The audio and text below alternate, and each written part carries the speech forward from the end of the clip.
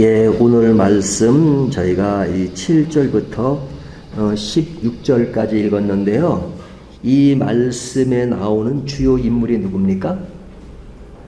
주요 인물 하갈이죠. 하갈. 그죠? 창세기에 보면 12장부터 25장까지 주요 인물은 아브라함입니다. 아브라함인데 오늘 본문만 딱 뜯어서 보면 오늘 본문은 아브라함도 나오지 않고 사례도 나오지 않고 하갈만 나오죠. 하갈이 주요 역할을 합니다. 왜 하갈이 주요 역할을 하냐면 우리가 지난주 본문은 아브라함, 사례, 하갈이 같이 있는 장소에서 이루어진 일이었지만 지금은 하갈이 그 집이 아니라 도망쳐 나온 광야 숲 그 샘에서 있는 장소니까 지금 혼자 외로이 지금 나와 있는 겁니다. 나와도 그냥 잠깐 외출을 한 게 아니고 그 집에서 도망쳐 나온 것입니다. 혼자서. 외로운 상황이죠. 그 임신한 여자가 혼자서 지금 광야에 있는 겁니다. 그러니까 매우 지금 이렇게 안 좋은 상황이죠. 안 좋은 것도 사실은 살해 학대를 통해서 나온 거잖아요. 살해 학대가 있었습니다. 그러니까 그에게는 너무너무 힘든 상황입니다. 하지만 오늘 본문을 보면 그의 어떤 힘든 상황이 깊게 묘사되기보다는 그 힘든 상황에 놓여 있는 그 하갈에게 여호와의 사자가 나타나서 그와 이야기를 하고 그를 위로하는 내용입니다. 그래서 오늘 본문 전체가 사실은 굉장히 상황은 안 좋지만 그 어려운 상황에 있는 하갈을 위로하는 그런 과정이 아주 상세하게 기록이 되어 있습니다. 자, 이 힘든 상황에 있는 하갈에게 여호와의 사자가 직접 찾아와 그를 만났습니다. 직접 찾아와서 그를 만났습니다. 7절을 보시면요. 여호와의 사자가 광야의 샘물 곁 곧 숲길 샘 곁에 그를 만나 그러죠. 자, 그를 만났습니다. 누가 만난 거예요? 여호와의 사자가 그를 직접 만난 것입니다. 외롭게 있는 그 여인에게 여호와의 사자가 찾아와서 그를 만난 것입니다. 그냥 만나서 가만히 있는 것이 아니라 뭘 하고 있죠? 이젠 그에게 말을 건넵니다. 8절을 보면 이르되 그러죠. 이르되 누가 이른 거예요? 여호와의 사자가 이른 것이니까 여호와의 사자가 외롭게 있는 그 하갈에게 말을 겁니다. 그래서 이르되 그러죠. 이르되가 나오면 그 말의 내용이 무엇인가를 이렇게 알려주겠죠. 그래서 그가 처한 일에 관심을 보입니다. 관심을 보입니다. 그 관심을 보이는 내용이 뭡니까? 하갈아, 내가 어디서 왔으며 어디로 가느냐. 어디서 왔으며 어디로 가느냐. 그가 처한 상황을 바라보면서 그에게 이야기를 합니다. 그러니까 지금 하갈이 어려울 때 누군가 찾아와 관심을 보인다는 것은 너무너무 감사한 일이죠. 우리도 살아가다 보면 어떨 때는 사람들이 많아도 나 혼자 된 기분이 될 때가 있잖아요. 그럴 때 누가 그런 마음을 알아주고 격려해주고 위로해준다면 큰 힘이 되는 것처럼 지금 하갈이 지금 놓인 처지에서 여호와의 사자가 찾아와서 그를 만나고 그리고 그에게 말을 걸고 그리고 관심을 보이면서 어떤 이야기를 하고 있다는 것이 그에게는 너무너무 감사한 일이죠. 그래서 그는 그에게 이야기를 합니다. 그가 말을 거니까 이야기를 합니다.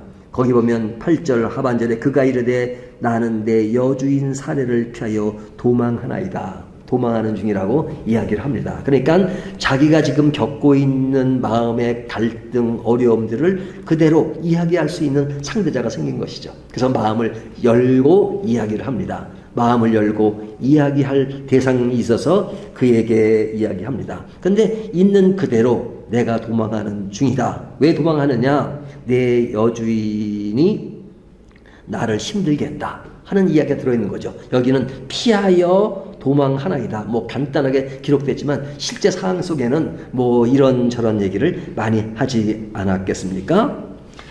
자, 이런 이야기를 오고 갈 수 있다는 것은 사람이 살아가는 중에 굉장히 위로가 되는 것이죠. 근데 이 여호와의 사자가 그에게 관심을 보일 뿐 아니라 보다 적극적으로 그 어려움을 헤쳐나갈 수 있는 방향을 제시합니다. 방향을 제시합니다. 그 방향이 뭐냐면 9절을 보면요. 여호와의 사자가 그에게 이르되 내 여주인에게로 돌아가서 그 수하에 복종하라 그럽니다. 자, 지금 여호와의 사자가 그에게 찾아와서 만나고 이야기하는 것이 굉장히 도움이 되는데 그에게 하는 말이 전 다시 아브라함이 있는 곳에 돌아가서 그에게 복종하라 하는 이 말은 위로가 될까요? 아니면 지금 내가 힘들어서 나왔는데 다시 그 자리로 돌아가. 그러면 갑자기 좋았다가 이게 뭐 다시 조금 전 상태로 돌아가는 그런 느낌이잖아요. 이 말만 딱 뜯어보면 그렇게 느낄 수 있습니다. 하지만 그 말이 그걸로 끝나는 것이 아니라 계속 이어지잖아요. 그 이어지는 그 말이 이제 그가 돌아갈 수 있는 계기를 마련하는 것입니다. 그것이 뭐냐면 10절을 보면요. 여호와의 사자가 또 그에게 이르되 내가 내 씨를 그게 번성하여 그 수가 많아 셀 수 없게 하리라. 내 씨는 누구예요? 이스마엘이죠. 이스마엘이 이제 번성하여 그 수가 많아 셀 수 없게 하리라. 그러니까 셀 수 없게 하리라는 것은 하나님이 아브라함과 언약을 맺을 때도 내 후손이 이렇게 많아질 것이다 라고 이야기한 것처럼 여호와의 사자가 하갈에게 지금 이 말을 합니다. 내 씨가 크게 번성한다. 많아질 것이다. 그런 이야기를 합니다. 그리고 지금 내 뱃속에 있는 그 아이를 이스마엘이라 하라 그러죠. 11절 여호와의 사자가 또 그에게 이르되 내가 임신하였은즉 아들을 낳으리니 그 이름을 이스마엘이라 하라 하죠. 이스마엘이라 하라 하죠. 이스마엘이라 하라 하죠. 그러니까 그 이름을 이야기합니다. 그 이름은 여호와께서 내 고통을 들으셨다는 그 의미의 뜻인 이스마엘이라 하라 이렇게 이야기합니다. 그러니까 그에게 굉장한 희망을 주죠. 그 희망이 지금 있으니까 이제는 그 희망을 안고 이제 돌아가라 하는 겁니다. 그러니까 돌아간다는 말은 힘들었던 얘기였지만 그러나 지금은 돌아가면 힘들게 느껴질 수 있지만 돌아가는 것이 쉬운 일은 아니겠지만 그러나 내 자녀가 많아질 것이고 내 후손이 많아질 것이고 그리고 하는 여러 가지 이야기를 통해서 그는 매우 큰 격려를 받은 것입니다. 그러니까 돌아갈 수 있는 그 격려, 힘을 얻고 이 하갈은 아브라함에게로 돌아갈 수 있었던 것이죠. 그래서 그가 그 일이 있었던 것을 지금 본문은 그렇게 이야기합니다. 오늘 본문에 보면 14절 이러므로 그 샘을 부엘라헤로라 불렀으며 그것은 가데스와 베레 사이에 있더라. 그가 여호와의 사자를 만났던 그 장소를 기념할 수 있는 것, 이것은 뭐예요? 하나의 그 사건이 의미 있는 역사의 장이라는 것을 표현하고 있는 것이죠. 이러한 큰 경험들이 지금 하갈에게 지금 보여지고 있는 것입니다. 본문에서. 그래서 이 이후에 하갈은 다시 돌아가서 이스마엘을 낳고 그 문제가 해결되었다 하는 것을 15절과 16절에 이야기하고 있죠. 그러니까 오늘 본문에는 아브라함과 사레가 등장하지 않고 외로운 강야지만 그곳에서 여호와의 사자를 만나 어려움을 해소하고 다시 미래의 희망을 품게 된 하갈의 이야기를 마침 드라마처럼 이야기를 하고 있는 것이죠. 여기에 그 하갈이 여호와의 사자를 만났다는 것은 눈에 보이는 가시적인 차원에서 여호와의 사자를 만난 것이지만 그 내용을 보면 그가 고백하는 것을 보면 그는 직접 하나님을 만난 것처럼 생각하고 있단 말이죠. 하나님을 만난 그 기쁨, 외로울 때 자기 같은 여종 그리고 주인으로부터 쫓겨난 그런 아주 처량한 그 상태에 있는 자신에게 하나님이 나타나셔서 위로의 말씀을 주시고 그리고 그 후손이 많아지겠다는 어떤 약속을 하시는 것을 보면서 그는 희망을 찾고 그리고 다시 돌아갈 용기를 갖게 된 것들이 오늘 본문에 기록된 내용입니다. 그러니까 굉장히 아주 이 상황은 외로운 상황이지만 굉장히 힘을 얻는 그런 내용을 오늘 본문이 다루고 있죠. 자, 그런데 우리가 이 이야기를 보면서 이 이야기에 대해서 사람들이 얼마나 관심을 가질까? 이 하갈에 대한 이야기를. 사실은 조금 전에 말씀드린 것처럼 아브라함의 이야기는 창세기 15장부터 25장까지 이야기인데 그 내용 안에 주 역할을 하는 것은 아브라함입니다. 근데 그 아브라함의 이야기 중에 이제 하갈의 이야기, 또 이스마엘의 이야기가 나오잖아요. 근데 그것을 딱 뜯어서 보면 오늘 이야기는 하갈의 이야기가 꽉 차 있지만 그러나 얼마나 많은 사람들이 이 하갈이 겪는 일에 주목을 할 것인가. 사실은 우리가 설교를 하거나 또 다른 사람의 성경을 읽을 때 사실은 이 본문을 읽으면서 그렇게 막 하갈에게 집중하거나 그러지 않고 지나가는 경우가 많습니다. 사실 하갈을 보면 그렇게 막 굉장히 아름다운 인물, 큰 인물, 그리고 우리가 이렇게 본받아야 될 인물, 뭐 그런 것으로 이렇게 크게 인식되어 있지 않잖아요. 근데 좀 그런 관점을 떠나서 우리가 좀 하갈에게 집중을 하면 사실은 하갈은 억울한 측면이 많죠. 억울한 측면이 많죠. 뭐 하갈이 뭐 아브라함과 불륜을 행했다, 뭐 그것도 아니잖아요. 그런 여정으로 그 집에서 충성을 다했습니다. 그런데 사례의 계획 속에서 자기가 끼어들게 되었고, 그리고 아브라함과의 관계 속에서 아이를 낳게 되었고, 그런 모든 것들은 자기가 실제로 주도적으로 개입된 것이 아니라 아브라함과 사례 사이에서 다 만든, 그리고 계획된 일 가운데 자기가 끼어들게 된 것이잖아요. 근데 그 끼어드는 과정에서 지금 어려움을 겪고 있는 겁니다. 여기 보면 그 하갈이 도망친 것은 사례의 학대 때문에 그래요. 그걸 왜 학대를 했느냐? 그 앞절을 보면 하갈이 임신하니까 그 임신한 그 여인이 사례를 멸시했다 하는 표현이 나오잖아요. 근데 사실은 멸시했다니까 뭐 그 하갈이 그냥 그 자기 여주인인데 그 당시에 수로 보면 굉장히 그 주종 관계가 굉장히 심했잖아요. 근데 아무리 아브라함과 하룻밤을 보냈다 하더라도 그 하갈이 사례를 진짜 멸시하고 뭐 본인이 뭐 안방 마님 그런 표시를 냈겠어요. 그러진 않았겠죠.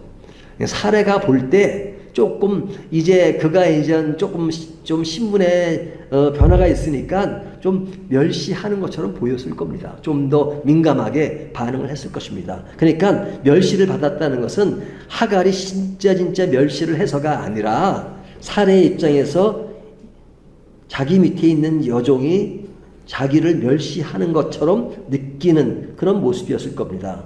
자, 그러니까 이제 그것이 반대로 그를 학대하는 그런 상에 놓였으니까 그런 입장에서 보면 사실은 하갈은 억울한 측면이 많죠. 그러니까 인간적으로는 가만히 뜯어보면 굉장히 동정할 수 있고 그리고 참 손해보는 입장에 있다라는 생각을 할 수 있습니다. 자, 그런데 이 하갈이 부각되지 않는 것은 창세기 12장부터 25장 문맥에서 사실은 하갈이 주 역할을 하는 것이 아니고 그런 아브라함이 주 역할을 하는 가운데서 지금 이루어지는 엮어지는 그러한 한 부분의 이야기로 하갈이 등장하잖아요. 그러니까 그가 주요 인물이 아니라는 것 때문에 사람들이 그걸 주목하지 않습니다. 이 주목하지 않는 것은 뭐 우리가 본문을 읽을 때도 그럴 수 있지만 우리가 살아가는 삶의 현장에서도 그런 일이 많잖아요. 어떤 일이 많습니까? 우리가 어떤 인물에게 주목을 하게 되죠. 뭘 하도 1등에게는 주목을 하죠. 1등. 네, 1등 하는 사람 앞에. 사실은 2등만 해도 대단한 거잖아요. 하지만 1등과 2등의 차이는 엄청난 차이입니다. 예? 우리가 무슨 올림픽 경기나 금메달과 은메달의 차이는 굉장히 큽니다. 그렇죠? 금메달에게 주로 집중하죠. 그냥 그 종목이 너무너무 어려운데 어떻게든지 은 하나 땄다. 그러면 뭐 그때는 좀 그러니까 부각이지만 우리나라에서는 그 사람이 이제 독보적인 존재로 뭐 은메달, 돈메달도 부각이 되지만 그러나 우리나라 선수들이 금, 은, 뭐 돈, 저기 다 따는 뭐, 예? 그런 거 보면은 그냥 금은 막 그냥 번쩍번쩍하지만 은은 별로 이렇게 알아주지 않잖아요. 근데 은도 그런데 그냥 메달 대열에서 벗어난 것이라면 그냥 알아주지 않습니다. 별로 이렇게 주목하지 않습니다. 뭐 경기에서만 그러나요? 영화를 보더라도 주연이 드러나지 뭐 조연은 조금 그래도 낫지만 뭐 어떤 경우는 조연이 뭐 크게 드러나는 경우도 있지만 대체적으로는 주연이 드러나고 조연은 누군지도 모르는 경우도 많습니다. 하물며 엑스트라는 그 사람이 누구가 누군지를 모르죠. 그러니까 그 엑스트라에 대해서 관심을 갖는 사람은 거의 없습니다. 관심 갖는 사람은 그 영화에 직접 출연하는 그 사람만 관심 있죠. 예? 그 사람은 영화에 그냥 몇 초밖에 안 나오지만 그 영화를 보면서 내가 나오는 것만 특히나 눈여겨보고 가족들이 눈여겨보잖아요. 그 정도 본인이 직접 경험한 일에선 관심이 있지만 남의 일에 있어서 그 사람이 이렇게 크게 부각되지 않으면 알아주지 않습니다.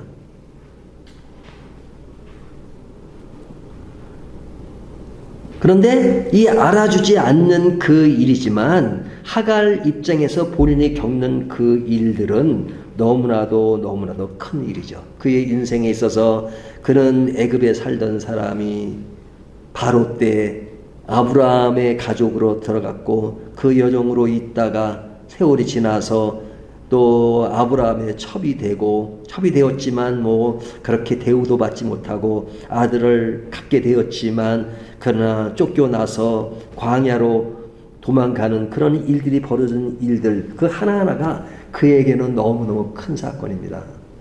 그리고 자기에게는 지어질 수 없는 그런 사건 중에 여호와의 사자를 만난 것들은 진짜 그의 인생에 있어서 마치 몇 권의 책이라도 쓸 것만 같은 그런 일을 겪은 것이잖아요. 그러니까 그가 겪은 그 일들은 인생에서 결코 가볍지 않은 큰 일이라고 하죠. 하지만 본인은 그렇게 큰 일을 겪은 것이지만 사람들이 그 일에 주목하느냐 하면 자기가 겪은 크기만큼 사람들이 알아주거나 사람들이 크게 인식하거나 그러지 않잖아요. 왜? 사람들이 개인이 겪는 일들은 굉장히 중요하고 어떻게 해서든지 피하려고 그러잖아요. 피할 것은 피하고 알릴 것은 알린다. 농담을 한 얘기입니다. 근데 남의 일에 대해서는 내 스스로가 그냥 크게 드러난 사람들만 알아주고 그리고 내 자신은 또 많은 또 이렇게 사람들로 주목을 받으려고 하는 경우가 많잖아요. 자, 그런데 오늘 본문은 사람들의 이런 좀 더 이렇게 눈에 띄는 사람만 알아주고 그렇지 않은 사람은 알아주지 않는 그 맥락에서 오늘 본문을 자세히 들여다보면 이런 사람을 향한 하나님의 마음이 각별하다는 것을 보여줍니다. 각별하다. 하갈은 알아주는 인물이 아니었지만 오늘 본문 속에 나타난 여호와의 사자가 하갈을 대하는 태도를 보면 그를 그냥 등한시하거나 그를 가볍게 여기거나 그러지 않잖아요. 마치 본문의 주인공은 하갈인 것처럼 여호와의 사자가 나타나서 그를 대하는 태도, 관심, 위로 이런 것들은 굉장히 크다는 것을 볼 수 있습니다. 그러니까 사람들은 어떤 기준을 가지고 그 기준에서 높게 보는 사람도 있고 주목하는 사람도 있고 어떤 사람은 관심도 보이지 않는 경우도 있지만 하나님은 사람들이 관심을 보이지 않는 그 사람에게 나타나셔서 지대한 관심을 보여주는 것이 오늘 본문의 내용입니다.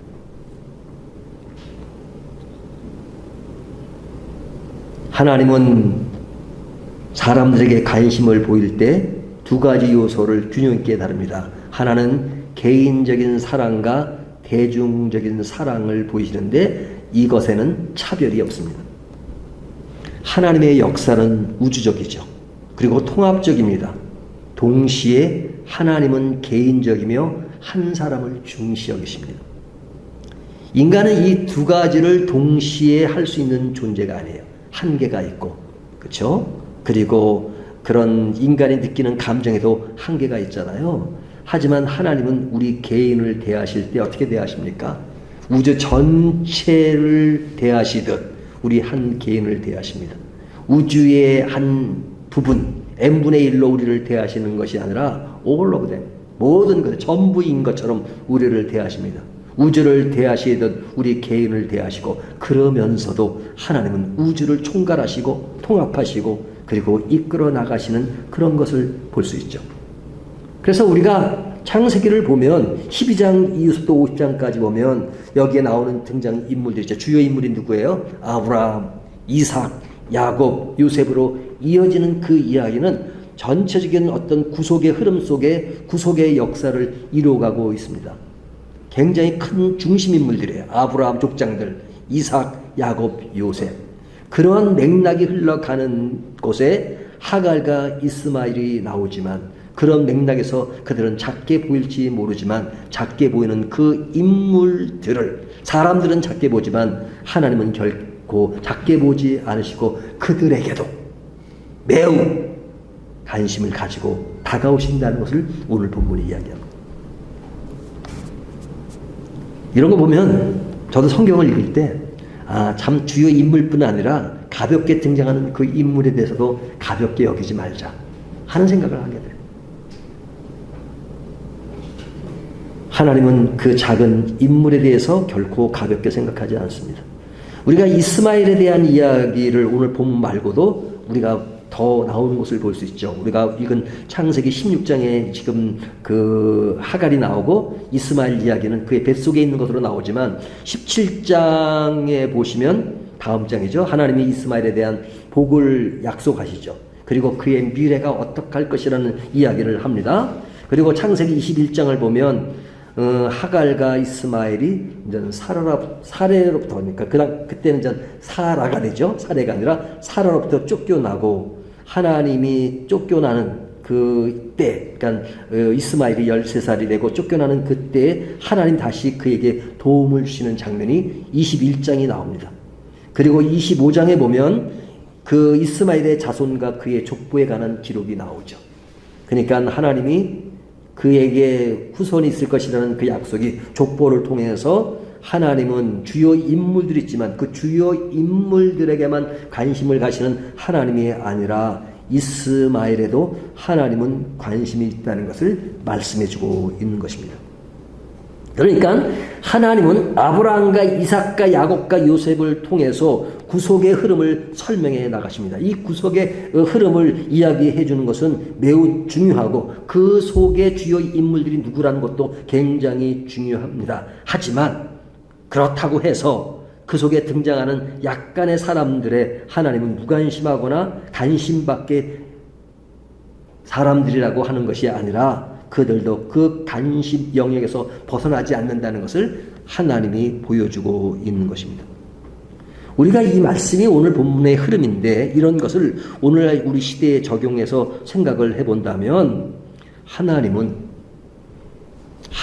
믿는 사람들에게만 관심을 갖는 것이 아니고 믿지 않는 사람들에게도 하나님은 관심을 갖습니다.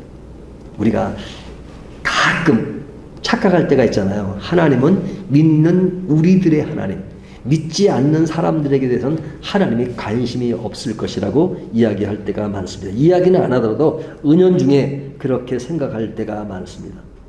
그러나 하나님은 믿는 사람들의 하나님이기도 하시고 믿지 않는 자의 하나님이기도 하십니다.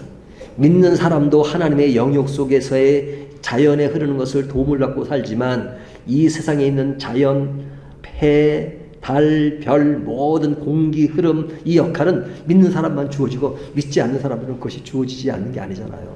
그들도 하나님이 주시는 혜택을 다 받고 삽니다. 그리고 하나님은 그들의 하나님이기도 하십니다. 우리가 구약에 보면 이스라엘 백성들이 자신들이 선민이라는 의식을 강하게 해가지고 이방인들을 굉장히 가볍게 생각했잖아요. 그리고 하나님은 자신들의 하나님인 것처럼만 생각합니다.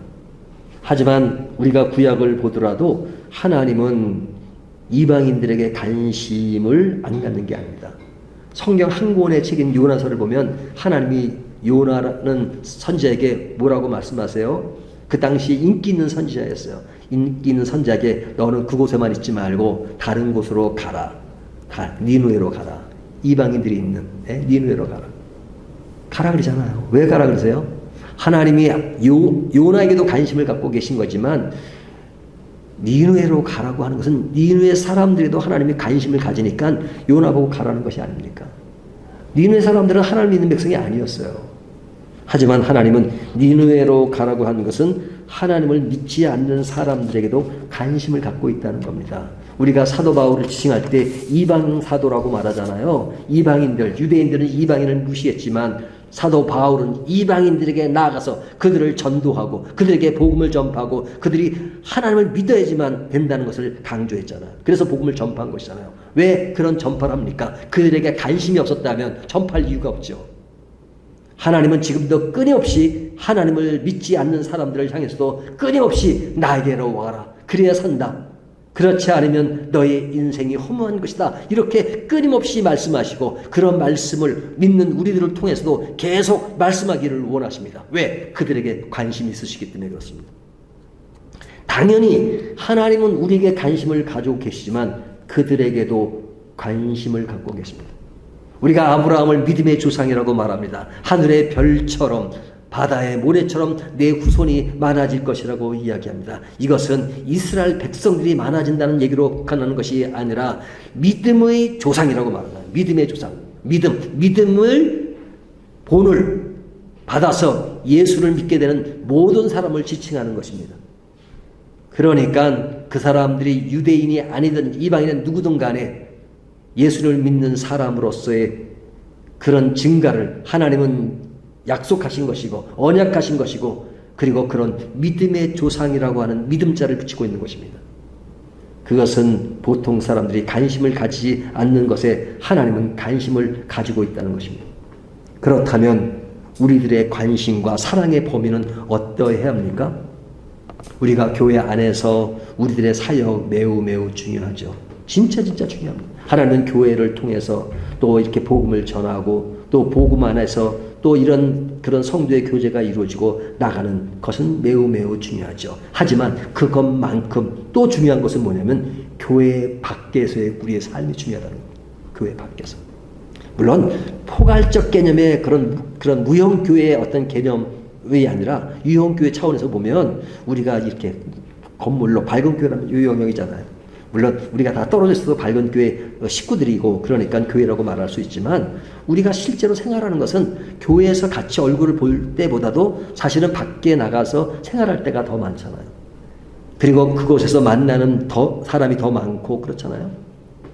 근데 우리가 그들의 관심을 갖는 것은 전도를 할 수 있는 것도 관심의 영역이지만 그러나 우리가 밖에서 보내는 그 시간들을 어떻게 보내냐 이거죠.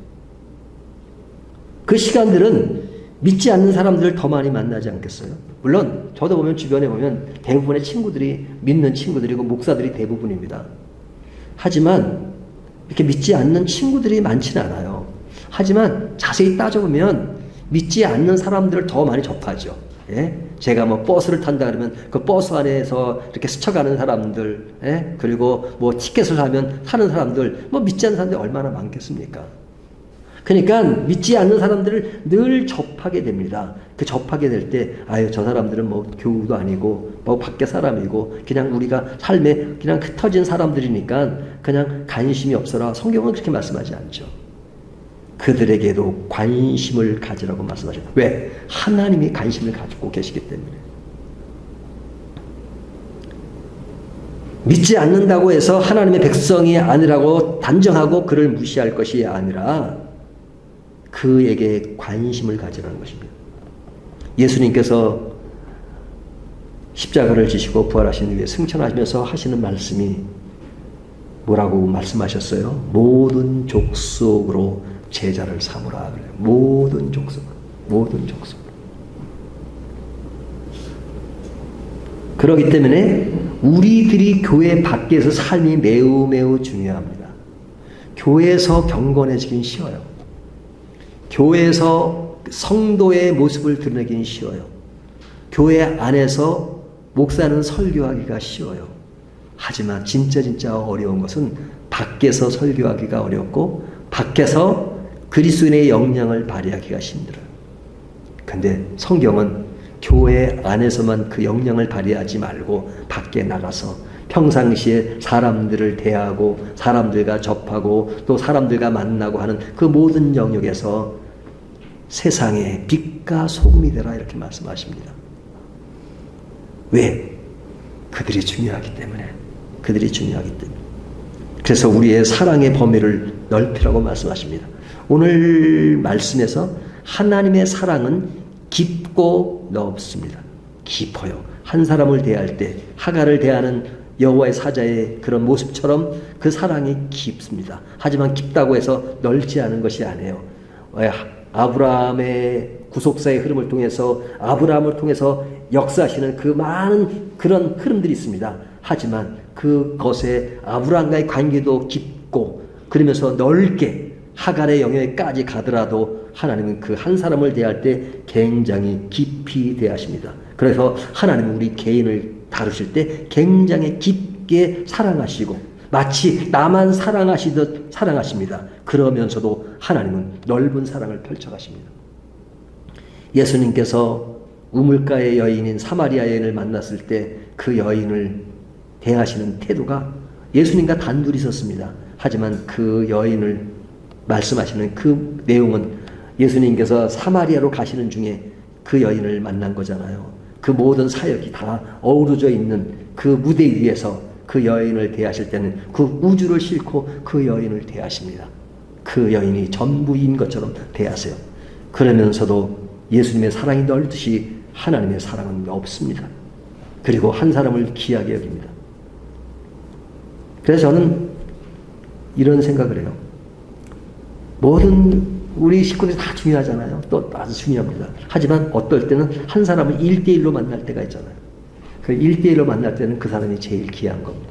제일 가깝고 최선을 다하고 누구를 만나도 최선을 다하고 물론 헤어지면 또 다른 일들이 했을 때는 또 잠시 잊을 수 있죠. 하지만 한 사람이 굉장히 중요하다는 것이죠. 그런 모범을 보여주신 분이 하나님이시고 바로 예수님의 십자가와 그리고 예수님께서 전하시는 그 모든 복음의 메시지가 그런 것을 담고 있습니다. 따라서 우리의 사랑도 깊고 넓어야 합니다. 우리 개인, 나를 사랑하는 것은 매우 중요합니다. 나를 깊게 사랑해야만 합니다. 하지만 나만 사랑하는 것은 넓은 사랑을 외면하는 것입니다. 가족을 사랑하는 것은 매우 중요합니다. 가족을 깊게 사랑해야만 합니다. 하지만 가족만 사랑하는 것은 넓은 사랑을 외면하는 것입니다.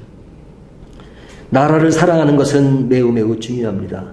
나라를 깊게 사랑해야 합니다. 하지만 내 나라만 사랑하는 것은 넓은 사랑을 외면하는 것입니다. 교회를 사랑하는 것은 매우 중요합니다. 교회를 깊게 사랑해야 합니다. 하지만 교회만 사랑하는 것은 넓은 사랑을 외면하는 것입니다.